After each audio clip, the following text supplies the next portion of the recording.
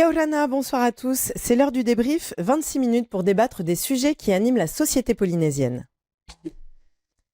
Symbole du luxe et de la beauté, la perliculture est la deuxième exportation de biens et de services de la Polynésie après le tourisme. Ce marché, qui a connu une époque prospère dans les années 2000, puis de nombreux aléas, soulève aujourd'hui des questions cruciales. Quels sont les prochains défis environnementaux et économiques à relever ? Ce soir, je vous propose de débriefer de l'avenir du marché de la perle polynésienne. Pour ce faire, je suis entourée de spécialistes. Pour en parler, je reçois Veyere Moria, responsable de la cellule contrôle qualité à la DRM, la direction des ressources marines. Bonsoir. Bonsoir tout le monde. Sabine Loriou, tu es présidente du syndicat des négociants en perles de culture de Tahiti et grossiste. Bonsoir. Bonsoir. Maëva Van, tu es perlicultrice et membre du CESEC. Bonsoir.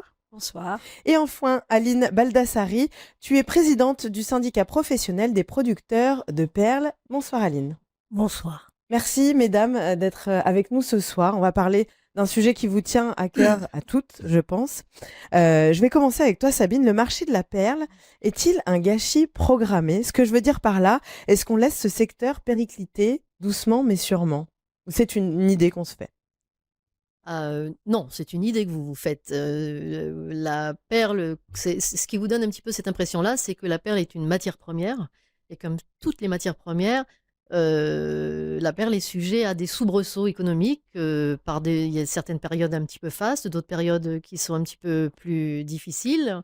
Et donc, en fait, on suit un flot, comme beaucoup de matières premières qui connaissent les mêmes situations. C'est la vision des perliculteurs aussi, ceux qui sont à la base même de ce marché ? Pas tout à fait la même vision que celle de Sabine. Moi, j'ai l'impression que je suis quasi certaine que si on avait tous des comportements professionnels dans ce secteur, on ne verrait pas le secteur de la perle péricliter, c'est sûr et certain. T'as le sentiment que ça part un petit peu dans le mauvais sens ? Depuis quelques années, oui. Exceptionnellement, l'année dernière, il y a eu une hausse des ventes parce que, comme on dit, il y a eu un alignement des astres, des planètes. Mais on voit aujourd'hui qu'on est revenu à une situation qu'on a connue avant celle de 2023. C'est-à-dire que si on continue... Covid, carrément on en est au stade de la période Covid ou parce que le Covid, j'imagine que ça vous a impacté ? Ah bien sûr, tout le monde. Ça nous a bien impacté dans la production parce qu'on avait beaucoup de difficultés à aller sur les stations. On n'avait pas le droit de bouger sur l'eau selon les contraintes sanitaires. Mais j'ai envie de dire que plus généralement, et le plus important, c'est si on veut que la perle rayonne dans le monde sur le plan international, il faut que les professionnels soient des vrais professionnels. Et pour cela, ça commence par le respect de la délibération de 2017. Alors, peut-être Veyere, tu peux nous éclairer sur cette délibération de 2017 ? Bah effectivement, je pense que avec c'est mode pays, pas une délibération. Je pense qu'il y a eu un grand bond qui a été fait. Qu'est-ce qu'elle dit, cette loi de pays ? En fait, c'est une vraie réforme, je pense quand même de la filière, parce qu'avant je pense qu'on a aussi gagné en transparence. Enfin, on était censé un peu gagner en transparence, parce qu'avant cette réforme, on connaissait pas on pouvait pas donner un chiffre de la production. Aujourd'hui, quand même, on est capable de donner un chiffre de la production parce qu'il y a une obligation d'enregistrer pour tous les producteurs, d'enregistrer leur récolte avant de pouvoir les vendre. Et en plus, ces derniers sont soumis aussi à un quota de production. D'accord, on ne peut pas produire autant qu'on veut en fait aujourd'hui de perles ? Pourquoi ? Qu'est-ce qui... C'était j'ai envie de dire pour assurer une qualité. Déjà aussi. Oui, trop produire, c'est pas forcément bien produire. Voilà, pour assurer une qualité, pour assurer un respect de l'environnement. Il y a tous ces éléments. L'environnement. Aline, je vais me tourner vers toi. Je pense que tu as connu ce marché dans tous ses aléas. Oh oui. Comment tu perçois le marché aujourd'hui, du coup, ce marché de la perle ? Moi, je serais un petit peu dans le sens de Sabine. Je le vois mal. Je pense que on va pas vers une catastrophe, c'est pas le mot, mais on va vers une descente progressive et du prix. Pas trop de la qualité, ça a monté. Hein. Les petits perliculteurs ont vraiment appris à produire plus correctement. Donc ça, c'est au niveau de la qualité et de la quantité, ça va aussi mieux là. Iré pourrait répondre, mais au niveau de l'ensemble de la perliculture elle-même, le monde ne répond plus de la même façon. Donc on vend beaucoup moins, on vend beaucoup moins cher. Donc c'est pas bon. Et juste pour bien comprendre, est-ce que dans les années 2000, il y avait beaucoup de perliculteurs? Aujourd'hui, on en a moins aussi? Comment ça se passe à ce niveau-là? Parce que c'était un secteur qui a fait vivre beaucoup de familles à une époque. Est-ce que c'est encore le cas aujourd'hui? Il y a quand même une grosse baisse, hein, aujourd'hui, il y a un peu plus de 300 producteurs de perles, sans On compter. était à combien avant? On a une idée du nombre de perliculteurs qu'il y avait avant ou pas?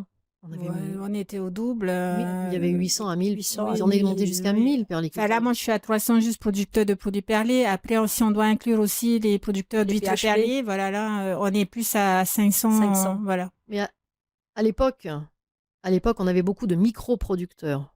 Avec le temps, je trouve que le métier s'est professionnalisé. Et maintenant, on a moins de producteurs, mais les gens sont beaucoup plus professionnels C'est ça, et ouais, beaucoup c'est ça. plus Organisés. solides et organisés. Organisés. Voilà. Donc, on n'a plus ces petites microstructures familiales qu'on avait avant, qui de toute façon aujourd'hui auraient du mal à survivre. On a vraiment des gens, on a vraiment eu on fait face à des gens qui sont vraiment beaucoup plus professionnels qu'avant. D'accord. Donc, ils peuvent perdurer plutôt que de faire des petites incursions finalement dans ce secteur. C'est ça, oui. Mm. Oui, tout à fait. Oui. Alors, on parlait des difficultés. Quelles sont les difficultés? Alors, on parlait de suivre la réglementation, ça c'est une chose. Je pense qu'on va y revenir. Est-ce qu'il y a d'autres difficultés aujourd'hui pour le marché de la perle polynésienne? Est-ce qu'elle est toujours aussi reconnue? Est-ce qu'elle a toujours un impact sur les marchés? Est-ce que la qualité est encore suffisante? Je préfère Écoutez, oui, bien sûr qu'elle est reconnue, la perle de Tahiti, aujourd'hui dans le monde. Il y a eu un travail qui a été fait pendant des années et maintenant, je connais peu de gens qui ne connaissent pas la perle de Tahiti ou la perle noire, ou que ce soit dans la plupart des pays, hein. Maintenant, des difficultés, à chaque période, ces difficultés, donc elles évoluent. On peut en avoir localement. Et est-ce que la concurrence internationale commence à entrer aussi un petit peu En matière jeu. de production de Non. perles noires, non, pas vraiment. Non. C'est plus, on va être plus. Alors, on va pas. Il y a les problématiques locales. Ouais. On a des problématiques locales dont elle va parler tout à l'heure, mais on a aussi des problématiques internationales. Ouais. Il y a des choses qu'on peut maîtriser au départ d'ici, mais il y a des choses qu'on ne peut pas maîtriser parce que ce sont des phénomènes internationaux. Par exemple, actuellement, les tensions internationales que tout le monde vit et qui ne mettent pas le consommateur final dans un état de bonheur perpétuel pour acheter des bijoux, voilà, ça c'est un des phénomènes. Après, on peut être aussi impacté par des phénomènes de mode à l'international, par exemple, des grandes marques qui vont lancer des gammes de produits avec des perles blanches et noires, donc ça va créer une dynamique. Si cette dynamique-là disparaît, il va y avoir une baisse des ventes. Mhm. L'année dernière, comme Maëva en parlait, on a eu un phénomène absolument pharaonique d'engouement de la perle en Chine, lié à des choses très précises, en l'occurrence de deux petites influenceuses qui ont créé un phénomène d'hystérie collective chez les Chinoises, et donc on a eu une demande Qui a explosé. qui a totalement explosé, qu'on aurait voulu le faire, qu'on n'aurait pas pu le faire. Mais ça, Donc c'est pas nous qui c'est la force maîtrisons. des réseaux sociaux. Petite question, comment est-ce que on parlait du cours de la perle, donc c'est une matière première comme il y en a d'autres. Comment il est fixé ce cours-là? Qui le fixe? C'est en fonction de la qualité? C'est une l'offre bonne et la question. demande. C'est une bonne question. Non, c'est vraiment c'est l'offre et la demande. Si la demande est là, comme l'année dernière, Ouais. si la demande est là, l'offre va monter. Si la demande n'est pas là suite à divers paramètres, la demande va descendre. Voilà, ça, je crois que c'est vraiment un des facteurs clés, c'est celui-là. Maëva? Après, j'ai envie de dire qu'en ce moment, on voit pas non plus des millions de perles se vendre, hein. Donc, l'offre, à mon avis, a un petit peu baissé. Théoriquement, normalement, la demande devrait être là, mais comme le soulignait Sabine tout à l'heure, la demande n'est pas là pour des raisons dont on n'est pas maître. C'est complètement hors de notre portée pour des raisons de relations internationales. Des raisons douanières aussi? J'ai cru Oui. comprendre qu'à Hong Kong, il y avait Oui, voilà. Voilà. une nouvelle C'est ça. taxe qui était imposée. Il y a une nouvelle taxe qui a été imposée de ce qu'on a entendu, hein, mais officiellement, moi, je n'ai pas du tout reçu un quelconque chiffre. Il y a aussi des comportements d'acheteurs sur Hong Kong qui ont fait qu'aujourd'hui, ben, la demande, elle est faible. Donc, on espère que tous ces problèmes vont se résoudre de manière à ce que nous, perliculteurs, on puisse continuer à vendre notre produit. Est-ce que le pays peut agir sur ce genre de problématique? Non. Après, le pays, sur tout ce qui est commercialisation, on laisse quand même les professionnels, c'est quand même du domaine des professionnels. Mais nous, ce qu'on a pu constater, et on pense, c'est qu'on a une forte dépendance des pays asiatiques. Les Japonais, en fait, c'est nos premiers acheteurs, c'est 90% des Les Japonais ou les Chinois? Les deux. Les deux, d'accord. Mais on a vu quand même une évolution ces 20 dernières années où c'était quand même au départ les Japonais qui étaient les plus gros acheteurs. Et aujourd'hui, notamment l'année dernière avec ces influenceuses, 70% des perles à l'export sont parties à Hong Kong. D'accord. Donc, on est vachement, du coup, on est tributaire quand même de ce marché. Et à partir du moment où, voilà, il y a un souci dans ces pays-là, ça se répercute aussitôt sur la Polynésie. Voilà. En fait, le phénomène de l'année dernière, totalement atypique de l'explosion des cours, a créé une espèce d'effervescence, en l'occurrence sur des marchés clés, des salons clés, et ça a attiré l'œil du gouvernement et du fisc chinois sur l'activité. Quand le fisc s'en mêle, c'est jamais très bon. Et donc actuellement, il est vrai que les Chinois, qui aujourd'hui absorbent 80% des perles du monde, font face à une très très grosse enquête fiscale. Ils les achètent en sont gros, difficulté. ces perles-là? Oui, bien sûr. C'est les plus gros acheteurs du monde. Mais même les acheteurs internationaux, qu'ils soient japonais aujourd'hui ou américains ou autres, la plupart, une grande partie des perles qu'ils achètent, ils les revendent de toute façon à Hong Kong aux Chinois. Donc c'est vraiment... Ils en font quoi, de toutes ces perles? Si c'est eux qui achètent quasiment toute la production mondiale, c'est pour la création de bijoux, comment ça se passe? Uniquement. C'est un énorme marché. Ce sont des amateurs. Les Chinois sont des amateurs de perles depuis des années. Donc, en fait, vous avez 1,5 milliard de personnes qui sont amateurs de perles. Et donc, ça reste dans le pays, ça reste en Chine, alors? Non, après, Pas tout, parce qu'ils fabriquent, ils vendent très bien au niveau Internet. Hein, vous savez, ils sont très forts en ce qu'ils appellent le online sell. Mais beaucoup la plupart des perles sont consommées en Chine. J'ai envie de dire aussi que ces soucis dont on entend parler font de nous, les perliculteurs, des victimes collatérales. Hein. Donc, j'espère... En quoi vous êtes des victimes collatérales? Depuis le début d'année, il me semble depuis décembre l'année dernière, décembre 2023 jusqu'à aujourd'hui, on vend très très peu de perles. Donc, tout ça, c'est dû à ces soucis dont on a entendu parler. Et j'espère quand même que le pays va s'organiser pour aller rencontrer pour des membres le du marché? gouvernement en Chine, à Hong Kong, de manière à comprendre et revenir nous expliquer ce qui se passe réellement. Donc, la dimension politique dans le marché de la perle a toujours été importante, finalement? Oui. Oui, bien sûr. Aline? Il semblerait quand même que maintenant, il y ait beaucoup moins de promotion sur la perle. Et s'il n'y a pas de promotion, il n'y a pas de commercialisation. Ça va de pair. Donc, il faudrait, c'est entre les mains du pays. C'est le pays qui doit en faire la promotion, alors. Oui, prendre ça en main, véritablement, et s'en occuper. Parce qu'il n'y a quasiment personne qui le fait aujourd'hui. En fait, la promotion, c'est pas directement un service de l'administration qui s'en est occupé toutes ces années.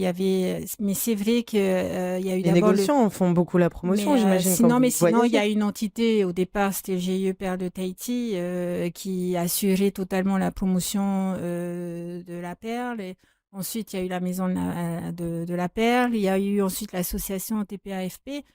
Voilà, le pays a versé des subventions, mais depuis, en fait, il n'y a plus d'entité. Ok, il y a une forme de désorganisation un petit peu dans tout ça. C'est quand même, je le disais en introduction, c'est la deuxième exportation polynésienne. Finalement, c'est un peu, on laisse un petit peu... Je pense qu'il faut préciser aussi qu'au départ, le DSPE, la fameuse taxe sur chaque perle à l'export, parce que les perliculteurs payent une taxe sur chaque perle exportée. Au départ, ce fameux DSPE était attribué pour la promotion de la perle.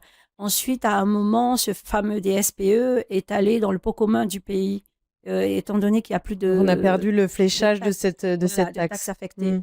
Donc, c'est à partir de là, peut-être aussi, qu'il y a eu beaucoup plus de difficultés parce qu'avant, on avait le fameux GIE Perle de Tahiti qui avait Une mission des claire. subventions, Mm. une mission claire avec une belle enveloppe, jusqu'à avoir en dernier l'association qui avait une enveloppe de 50 millions, il me semble.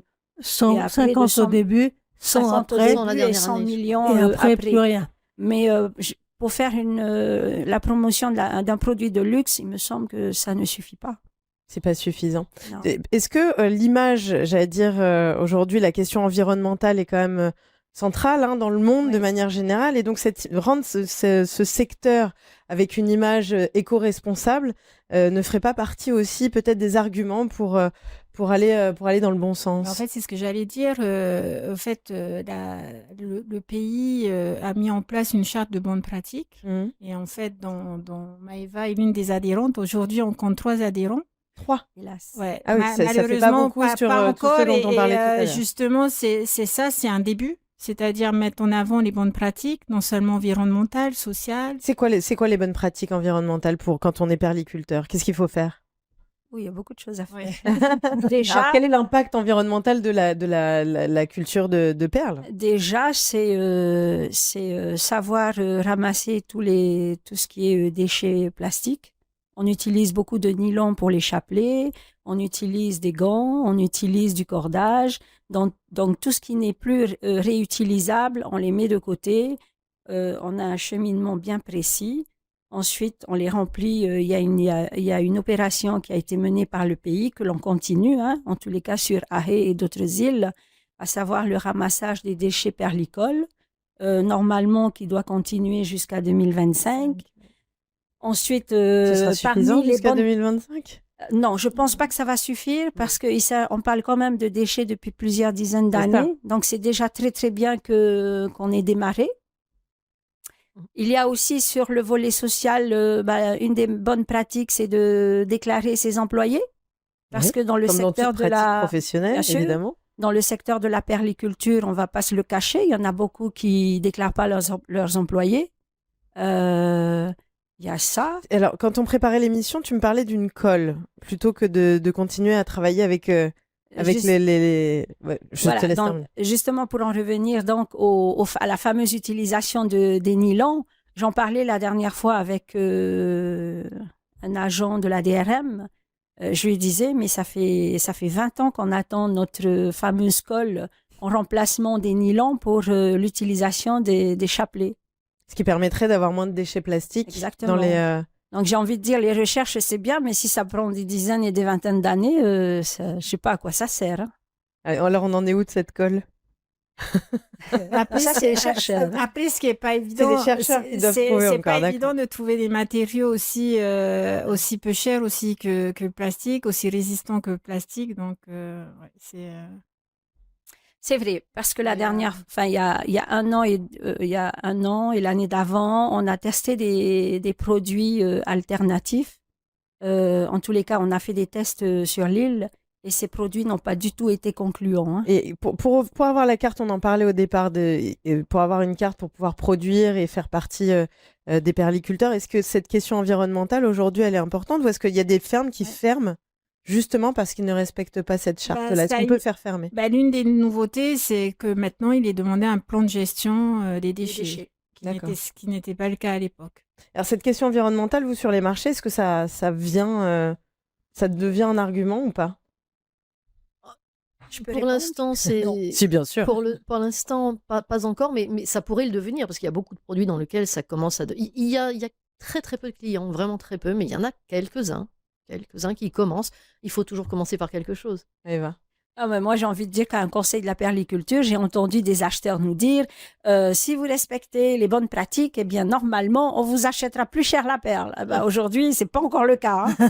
Et Ah, c'est des paroles, et c'est des pourtant- paroles, faut voir et les pourtant, on actes. fait ces sacrifices. Hein. Il y a beaucoup de contraintes. Hein. Ouais. Après, je pense que c'est une question de promotion aussi derrière, parce que bon, nous, on a eu à rencontrer un bijoutier de Hawaï, et quand on lui a parlé de cette charte de bonne pratique, lui, il dit, ben nous, on rentre totalement là-dedans, c'est notre concept aujourd'hui, et du coup, ça les Oui, intéressait. ça va se généraliser, hein, de toute Bah façon. voilà, et je pense C'est que lent. ça, c'est lent, voilà. Par contre, c'est lent, le temps, Bah, il y a comme de la tout changement promotion, d'habitude c'est, et de pratique. Hein.